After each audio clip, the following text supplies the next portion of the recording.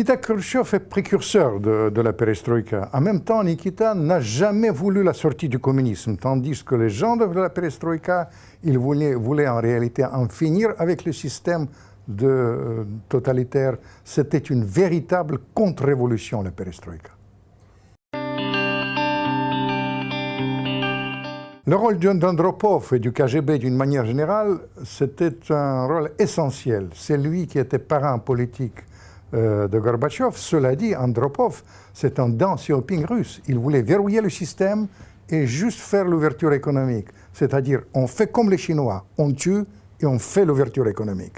Dans la réalité, la perestroïka ne s'est pas passée comme ça. Il y avait antithèse d'Andropov qui a triomphé, Yakovlev qui a lancé la sortie du communisme.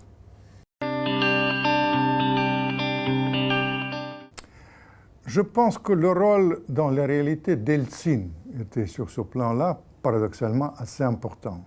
L'échec du putsch de Moscou, ça c'est très important, c'est la véritable sortie du communisme.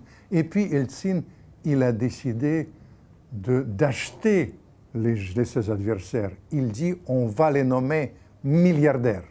C'est-à-dire les anciens barons rouges, ils sont devenus propriétaires des grandes industries. Ça a eu un coût pour la popularité d'Eltsine, ça a eu un coût physiquement pour le pays, mais ça a rendu le processus irréversible. Les anciens barons sont devenus les capitalistes. Désormais, le retour au communisme n'était pas possible.